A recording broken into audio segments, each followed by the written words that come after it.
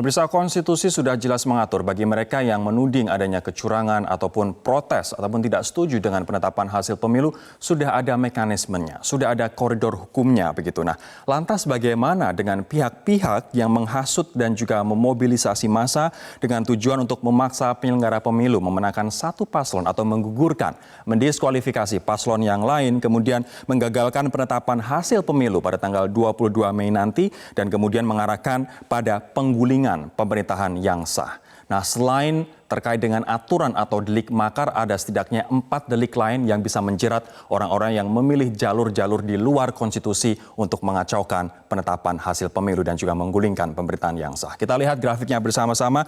Ada 5 jeratan hukum. Yang pertama adalah pasal 107 KUHP.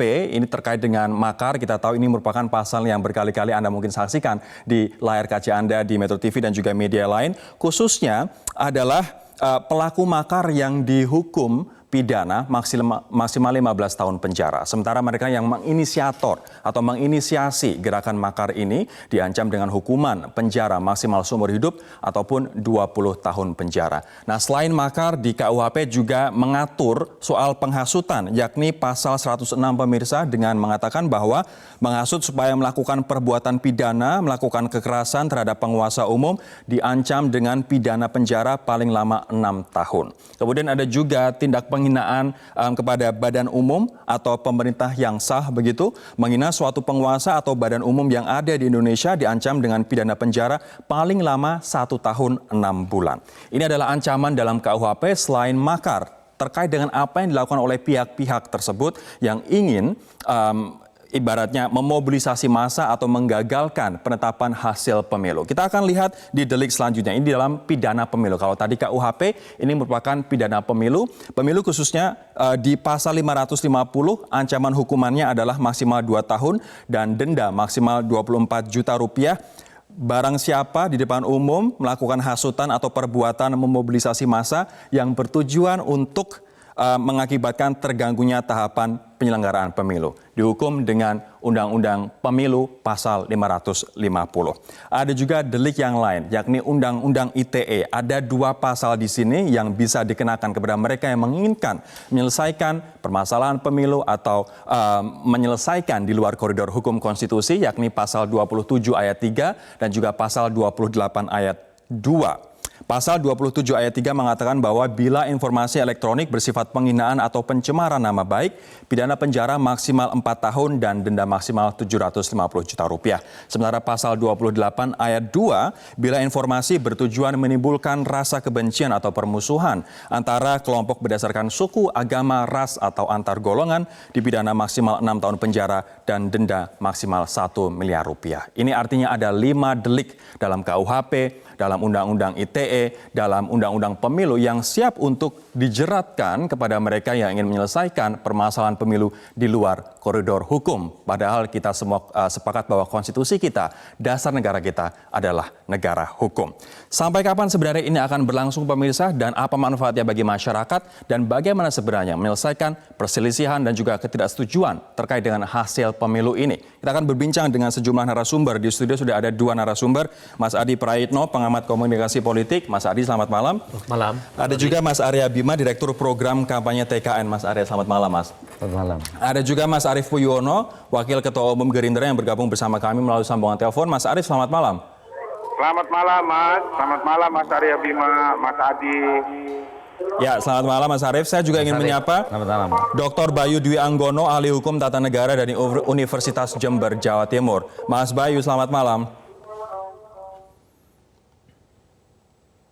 Ya, nanti kita akan menyapa Mas Bayu melalui sambungan Skype. Pemirsa, saya akan ke Mas Arief terlebih dahulu. Mas Arief, ini kita tahu bahwa sudah ada jalurnya untuk dugaan kecurangan, untuk sengketa hasil pemilu, untuk apabila ada dugaan bahwa penyelenggara pemilu main mata, begitu sudah ada jalurnya. Bawaslu ataupun MK nanti terkait penetapan hasil pemilu. Namun kenapa masih ada narasi-narasi terkait dengan people power yang kita dengar saat ini, bahkan sangat kencang di sosial media, Mas Arief?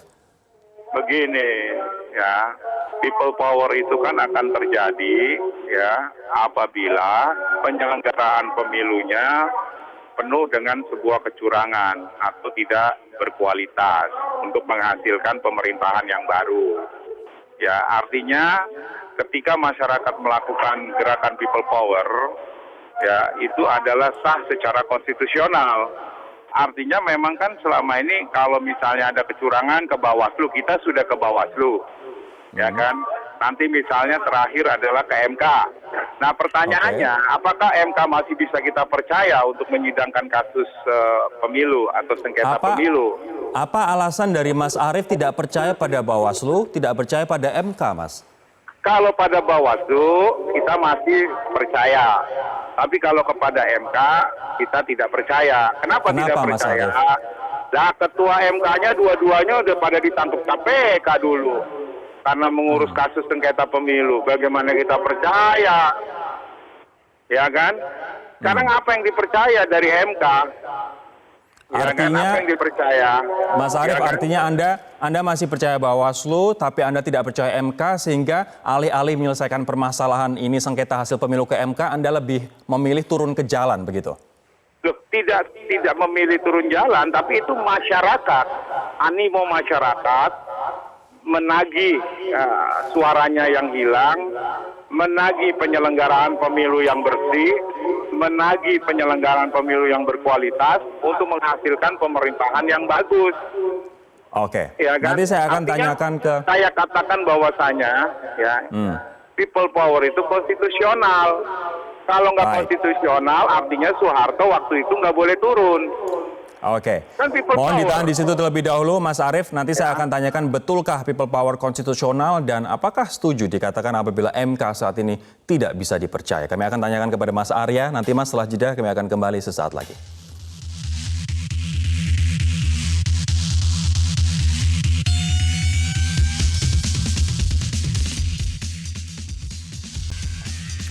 Mas Arya, setujukah dikatakan bahwa people power itu konstitusional dan memang MK saat ini tidak bisa dipercaya oleh rakyat?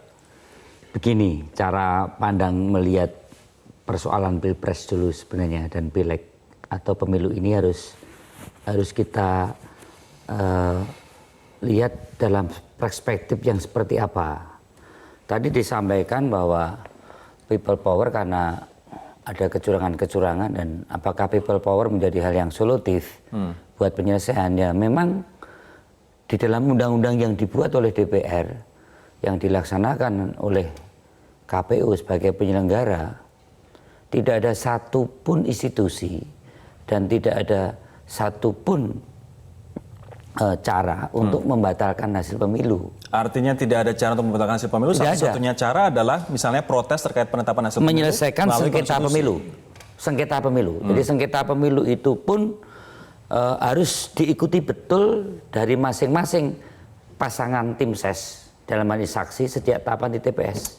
Apakah seharusnya ini Mas Arief sebagai Waketum Gerindra seharusnya sangat aware, fully aware dengan Gini, undang-undang people ini? power tuh people dan powernya itu ya tanggal 17 dia udah kasihkan. Itu people power, memberikan hak tertinggi kedaulatan untuk menentukan jalannya pemerintahan di dalam pilpres dan pileg secara nasional. Itulah sebenarnya people power yang demokratik, yang konstitusional. Nah, people power hanya mungkin terjadi kalau sesuatu fungsi kelembagaan itu tidak berjalan. Dan tadi disinggung mengenai Mahkamah Konstitusi, di mana letak hal yang tidak dipercaya. Kasus hukum itu lebih pada person individu, ini kan institusi. Ya. Dan kita sepakat bahwa penyelesaian hal-hal yang menyangkut sengketa pemilu, ya, itu secara berjenjang juga mulai dari TPS ke KPPS Ada mekanisme. Ada mekanismenya. Baik. Tapi satu hal yang lebih penting yang perlu saya sampaikan itu adalah satu pemikiran yang lebih melihat judulnya kalah menang. Ya. Ada sesuatu yang harus kita sepakati atau seolah-olah ini dibiaskan bahwa kalah menang kita itu hanya di dalam kontestasi. Kontestasi pemilu yang setiap 5 tahun itu pasti kita selenggarakan. Nah, saya melihat bahwa ada frase yang spektrum daripada kalah menang itu dibiaskan seolah-olah bahwa kalau sudah kalah atau sudah menang itu bisa melakukan satu hal apa saja. Padahal yang menang periode berikutnya juga bisa kalah. Baik. Gitu. Jadi artinya ini pun masih ada kesempatan 5 tahun lagi, Mas. Kan tujuan kita adalah memperjuangkan kepentingan rakyat yang menang mendapatkan kekuasaan atau yang di oposisi. Tidak ada sesuatu yang harus seolah-olah pemilu atau pilpres adalah segala-galanya. Kalau Mas Adi melihat, ini people power memang tadi seperti yang Mas Arief sampaikan adalah gerakan yang muncul dari bawah atau seolah-olah ini merupakan skenario karena kekecewaan karena misalnya kalah pemilu begitu.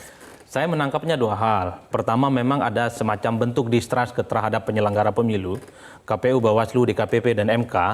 Ini diasosiasikan sebagai institusi negara yang berpihak. Kan begitu selama ini yang dibangun, Mas. Makanya kemudian hasil pemilu membangun narasi demikian. Padahal kita tahu KPU, Bawaslu yang juga DPR juga. DPR juga Komisi 2 melalui satu proses investigasi yang luar biasa. Saya ingin komentari apa yang disampaikan oleh Mas Arief Puyono yang disebut dengan people power konstitusional. Ini adalah satu istilah yang menurut saya kontradiksi interminis. Ada istilah-istilah yang bertabrakan. People power di mana-mana itu adalah satu gerakan politik massa yang sangat luar biasa untuk menyetahkan rezim yang otoriter. Jadi tujuannya adalah menjatuhkan rezim otoriter di tengah jalan sebelum masa jabatannya berakhir. Itu yang terjadi di Filipina ataupun yang terjadi di Indonesia tahun 1998. Kalau sekarang jadi, dikatakan people power? Bukan people power kalau datang ke Bawaslu minta Bawaslu independen dan netral, itu adalah partisipasi politik biasa. Mama, ibu-ibu kemudian minta Bawaslu untuk memproses semua kecurangan, itu bukan people power. That's just participation. Tidak lebih. Bagaimana dengan tudingan atau delik makar yang disampaikan, Mas? Kalau statement-statement yang kemudian disampaikan oleh elit-elit yang ikut demonstrasi seperti yang disampaikan kemarin, potensi makar cukup luar biasa. Bahwa dengan gerakan people power ini akan mempercepat proses pengangkatan Prabowo sebagai presiden. Itu makar. Itu artinya mendahului kehendak pemilu. Dan Anda melihat ada potensi, ada delik di situ. Karena dia mendahului keputusan KPU untuk memutuskan siapa presiden sebelum tanggal 22 Mei. Mas Arief, ini yang menurut saya harus dibaca secara komentarnya Mas Arief terkait dengan apa yang disampaikan Mas Adi, bahwa dia melihat ada skenario ke sana bahwa ini nantinya akan makar melalui menggunakan avenue people power itu. Kalau makar itu kan artinya kudeta, ya lebih umumnya terhadap pemerintahan yang sah. Pemerintahan yang sah hari ini kan adalah Joko Widodo dan Pak Yusuf Kala. Nah, sedangkan yang di demo itu kan Bawaslu, ya kan, karena akibat kualitas pemilu yang jelek, kecurangan yang sangat masif, ya artinya kita menekan Bawaslu ya untuk benar-benar bekerja dan berakhir dengan misalnya kan sudah ada di undang-undang pemilu juga kalau seorang paslon capres cawapres yang melakukan kecurangan secara masif dan terbukti di Bawaslu kan nggak perlu lagi diumumin di KPU, artinya segera didiskualifikasi kan. Mas Arief, tapi ini nampaknya lompatnya begitu jauh begitu. Kecurangan saja sampai saat ini di Bawaslu masih diinvestigasi. Kemudian apakah TSM terstruktur, sistematis dan masif juga belum ada buktinya? Kenapa seolah-olah sudah diarahkan ke sana, Mas? Justru kita menekan agar Bawaslu bekerja lebih cepat. Kalau memang tidak ada kecurangan, ya putuskan. Tapi kalau ada kecurangan, ya didiskualifikasi calon yang melakukan kecurangan. Kan gampang. Ya kan, nah, yang datang ke sana kan juga masyarakat. Masyarakat kan punya hak konstitusi. Ya kan, ketika sebuah lembaga negara yang dibayarkan dengan pajak rakyat, ya tidak bekerja dengan baik, ya kan, hak rakyat untuk menuntut, hak rakyat untuk meminta mereka memperbaiki mutu kualitas kerjanya dong. Nah, people power kalau saya artikan, ya itulah sekumpulan masyarakat yang besar, ya yang melakukan protes atas ketidakbenaran sebuah lembaga negara. Baik. Ya, kalau dikatakan makar juga justru saya bingung. Orang kita tidak menurunkan Presiden Joko Widodo dan JK. Ya, Mas Arief, mohon ditahan di sana. Saya akan menyapa sekarang Dr. Bayu Dwi Anggono, ahli hukum tata negara dari Universitas Jember. Mas Bayu, apakah betul seperti yang dikatakan oleh Mas Arief Puyono bahwa sebenarnya people power itu konstitusional? Iya. Jadi Mas Rory, tentu kalau kita lihat secara harfiah, makna konstitusional, makna people power itu kan artinya kekuatan rakyat. Kalau secara konsepsional, artinya dalam kamus politik, dia adalah suatu mobilisasi massa dalam rangka untuk upaya menggulingkan pemerintahan yang sah. Itu terminologi secara politik. Tapi saya ingin menariknya ke dalam terminologi hukum tata negara kita. Dalam Undang-Undang Dasar, istilah people power tidak kita kenal, tapi yang kita kenal adalah istilah daulat rakyat. Di mana daulat rakyat kemudian kalau kita lihat, dia disalurkan melalui apa? Pasal 1 angka 2 ayat 2 Undang-Undang Dasar kemudian mengamanatkan di dalam pasal 22E yang menyebutkan bahwa daulat rakyat itu tiap 5 tahun disalurkan melalui sebuah sarana demokrasi yang kita sebut sebagai pemilihan umum untuk memilih presiden Ini sama seperti Mas Arya tadi sampaikan. Anggota DPR, anggota DPRD, anggota DPD, itu adalah mekanisme yang dijamin oleh Undang-Undang Dasar. Sementara kalau kebebasan menyatakan pendapat, itu adalah hal biasa yang memang dijamin oleh Undang-Undang Dasar. Jadi istilah, kalau pencampuraduan istilah ini memang cenderung akan menyesatkan publik bahwa people power dikatakan konstitusional. People power itu tidak pernah konstitusional. People power adalah tindakan memang diarahkan untuk menggulingkan pemerintahan yang sedang berkuasa. Kalau dikaitkan dengan 98 tadi berbeda. Kondisi 98 dengan saat ini berbeda. Tentu people power 98 itu karena mendapat momentum adanya sebuah pemilu yang memang pada waktu itu tidak demokratis. Gimana Mas Bayu, ini yang tidak dipahami oleh Mas Arief adalah apa salahnya misalnya menyampaikan pendapat di depan umum dengan the so-called people power tadi kok dituding melakukan makar? Bisa Anda jelaskan kenapa ini termasuk makar, Mas? Kalau kita lihat terminologi people power kan pertama kali disampaikan oleh Pak Amin Rais ketika dia mengatakan bahwa kecurangan pemilu tidak perlu lagi dibawa ke Mahkamah Konstitusi. Maka Pak Rakyat melakukan people power. Pertanyaannya kemudian, kalau tidak ke Mahkamah Konstitusi, kemudian people power dalam rangka menyikapi sebuah kecurangan, jalur apa yang akan digunakan? Maka kemudian publik mengasumsikan bahwa ini berarti kemudian menolak hasil pemilu dan kemudian memaksa penyelenggara pemilu untuk mengakui kemenangan salah satu paslon. Tentu ini yang kita sebut sebagai sebuah bentuk tindakan people power yang konstitusional. Padahal kalau kita lihat, pernyataan itu kan tidak bisa lepas dari buat apalagi ke Mahkamah Konstitusi, tidak berguna. Sama dengan yang disampaikan oleh Pak Arief tadi, yang menyatakan bahwa MK tidak berguna lagi. Saya ingatkan ke Pak Arief, pilkada 2 tahun terakhir, Partai Gerindra mengajukan ke Mahkamah Konstitusi dan ada calonnya juga yang dipertahankan oleh MK bahwa tetap dimenangkan oleh Mahkamah Konstitusi. Artinya kalau kita lihat komposisi hakimnya nggak berubah terlalu banyak. Gerindra melakukan upaya di dalam pilkada, calon-calon yang diusung Gerindra juga ke Mahkamah Konstitusi. Baik. Kenapa hari ini kemudian mengatakan Mahkamah Konstitusi tidak bisa dipercaya hakim-hakimnya? Ini kan poin yang sangat menarik. Baik, poin yang sangat menarik dikarenakan dua sisi pendapat dari Mas Arief Puyono ketika menguntungkan pihak Gerindra, MK dipercaya, tapi ketika merugikan MK tidak dipercaya. Kami akan kembali membahasnya sesaat lagi.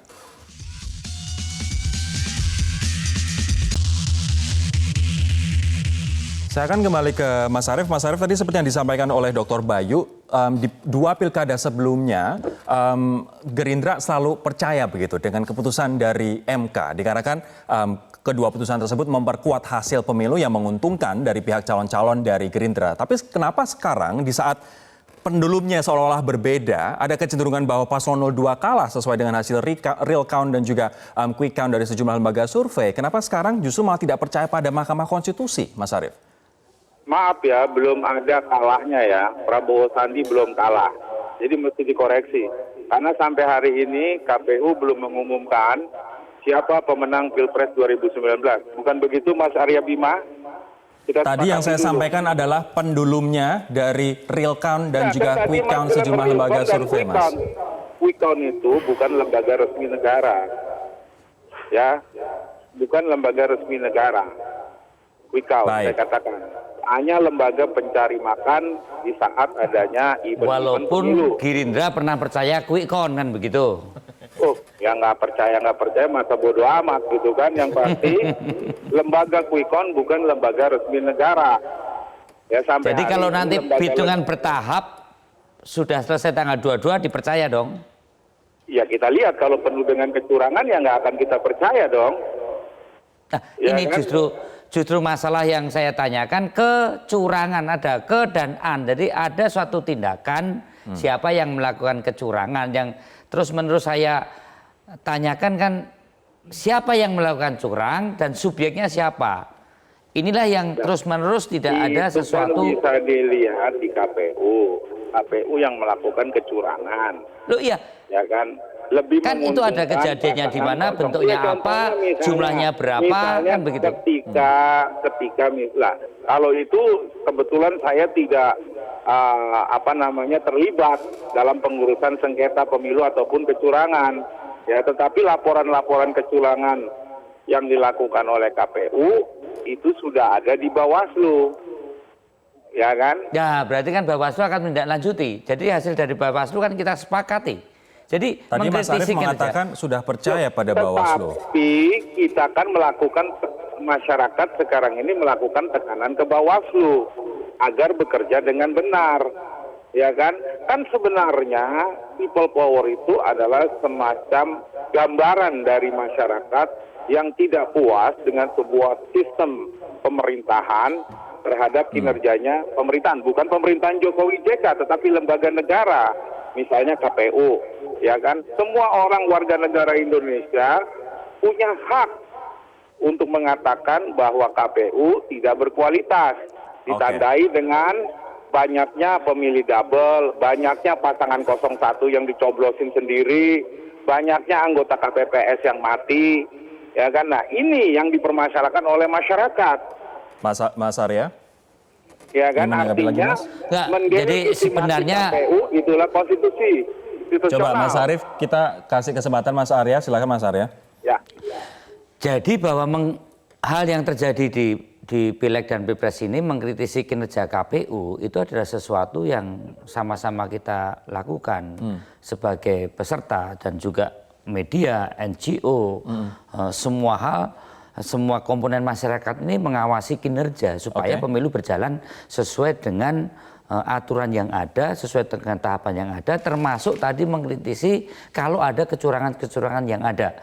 Jadi kalau toh memang pasangan 01 maupun 02 sekarang ini mentabulasikan berbagai kejadian yang ada, itu benar-benar merupakan sesuatu bentuk kecurangan. Kecurangan adalah suatu tindakan yang dilakukan oleh apakah itu partai politik, apakah itu caleg, apakah itu tim ses, itu kan terlihat secara kuantitatif dan terukur. Justru pada saat di TPS, di KPPS, kemudian di KPUD tingkat kabupaten kota, kemudian di KPU provinsi sampai perhitungan KPU tingkat pusat, masing-masing calon itu mempunyai tim ses maupun mempunyai saksi yang terus-menerus mengikuti dari jenjang-jenjang yang ada. Kalau terjadi perselisihan atau terjadi kecurangan akan disampaikan, diselesaikan di tahapan yang ada. Kalau tidak selesai akan dinaikkan dan di akhirnya akan menjadi sengketa pemilu. Kalau Mas Adi melihat ini dikarenakan memang adanya kecurangan-kecurangan seperti yang Mas Arief sampaikan tadi, atau Anda melihat ini sebenarnya sebagai ekspresi dikarenakan mereka kecewa terhadap hasil dari pemilu, Mas? Kalau saya membacanya ini bagian dari ekspresi atas kekalahan dari berbagai tempat. Ya. Ekspresi atas kekalahan. Ekspresi atas kekalahan. Nah, itu yang penting sih sebenarnya. Kan begini, Mas Pak Arief. Pentahapannya kan sudah, Pak. Begini, Bang Arief. Salah satu syarat untuk membangun demokrasi yang sehat itu adalah percaya pada institusi negara. Apapun itu institusi negara, KPU, Bawaslu, dan DKPP, ini kemudian diberikan mandat untuk menjalankan pemilu. KPU kalau memang dia tidak netral, kalau dia partisan, laporkan ke DKPP. Toh banyak KPU yang di daerah kemudian dipecat karena makan malam dengan tim sukses, main mata dengan salah satu paslon. Banyak buktinya. Kalau memang nggak netral, kan begitu, Mas. Ada baluran narasi konstitusional yang bisa dilakukan.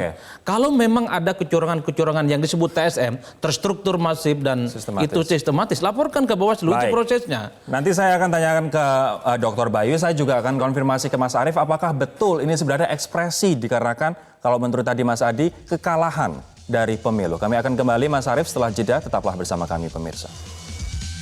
Kalah menang itu kan ya artinya itu kita anggap biasa. Karena itu jangan sampai kita kemudian kalah kemudian melakukan people power. Nah, kapan kita dewasa berdemokrasi? Saya akan ke Mas Bayu. Mas Bayu, dari pengalaman Anda mengikuti pilkada dan juga pemilu yang begitu panjang begitu, apakah yang disampaikan oleh Mas Arief ini dan juga BPN serta Gerindra, apakah memang ketidakpercayaan pada lembaga-lembaga penyelenggara pemilu bahkan sampai MK, atau ini adalah ekspresi dikarenakan kalau tadi Mas Adi bilang hasil kalah dalam pemilu? saya tentu kemudian jadi bertanya-tanya kembali, kenapa kemudian Pak Arief tidak percaya kepada KPU, Bawaslu, dan lain sebagainya. KPU, Bawaslu itu bukan lembaga eksekutif, bukan lembaga legislatif, bukan juga lembaga yudikatif. Lembaga-lembaga seperti KPU, Bawaslu ini adalah lembaga yang masuk kategori Komisi Negara Independen, State Auxiliary Organ, yang dia memang terpisah dari lembaga-lembaga yang telah ada. Dia bukan bagian dari pemerintah. Kalau kita ketahui, KPU ini dia dijamin dalam Undang-Undang Dasar sebagai sebuah komisi yang bersifat nasional, tetap dan mandiri.